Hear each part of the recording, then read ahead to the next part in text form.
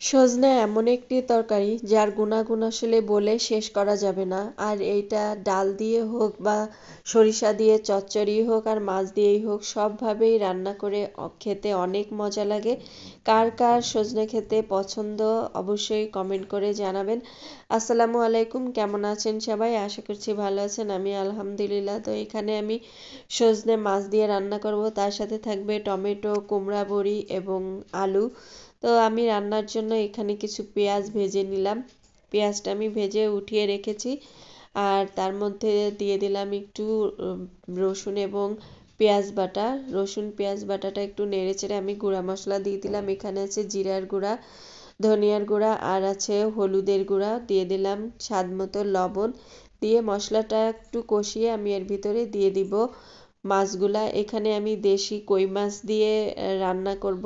মাছটা আমি 4 পিস মাছ দিয়েছি, যেহেতু আমি একাই খাবো, আমার ছেলেরা মাছ খায় না, এই জন্য মাছটা একটু কমিয়েই দিলাম। তো মাছটা ভালো করে কষিয়ে রান্না করে নিয়ে আমি মাছটা উঠিয়ে নিব।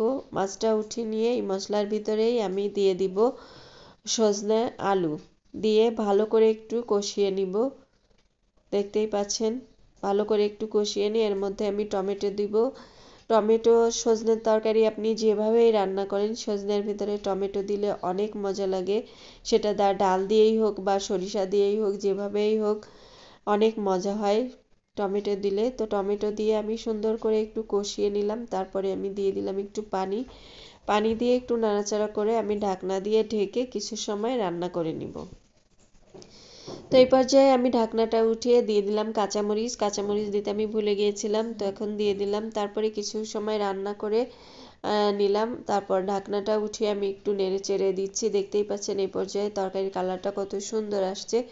আর টমেটো দিলে কালারটা যেমন সুন্দর হয়, খেতেও অনেক স্বাদ হয়। তো ভালো করে আমি একটু নেড়ে চেড়ে তারপরে আবার একটু ঢাকনা দিয়ে ঢেকে কিছু সময় রান্না করে নিব। তো কিছু সময় পরে তরকারিটা আমি ভালো করে একটু নেড়ে চেড়ে তারপরে দিয়ে দিলাম এখানে ঝোলের পানি। তো ঝোলের পানি দেওয়া হয়ে গেলে এই পর্যায়ে আমি এর ভিতরে দিয়ে দিব সেই আগে থেকে কিন্তু কুমড়া বড়িগুলা আমি ভেজে রেখেছিলাম। এটা আসলে স্কিপ হয়ে গেছে, দেখানো হয়নি। তো যাই হোক, বড়িগুলা আমি দিয়ে দিলাম। বড়ি কার কার কাছে ভালো লাগে কমেন্ট করে অবশ্যই জানাবেন। তারপরে দিয়ে দিলাম মাছগুলা। মাছটা দিয়ে আমি একটু নেড়ে চেড়ে ঢাকনা দিয়ে ঢেকে কিছু সময় রান্না করে নিব। তো কিছু সময় পরে এই তো আমি দিয়ে দিলাম ধনিয়া পাতা।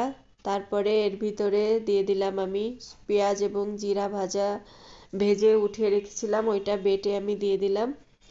তো ঝোল তরকারির মধ্যে এই মশলাটা আসলে দিলে অনেক মজা হয়, যার কারণে আমি সব ঝোল তরকারির মধ্যেই দিয়ে থাকি। তো যাই হোক, আমার রান্নাটা কিন্তু এই পর্যায়ে শেষ। আর বেশি সময় রান্না করব না। মশলাটা দিয়ে সুন্দর করে একটু নেড়ে চেড়ে আমি নামিয়ে নিব। তো এইখানে আলু, সজনা, কুমড়া বড়ি, ধনিয়া পাতা, টমেটো, কই মাছ, মানে সব মিলিয়ে অসাধারণ একটা রান্না। তো আজকে এই পর্যন্তই। সবাই ভালো থাকবেন। আল্লাহ হাফেজ।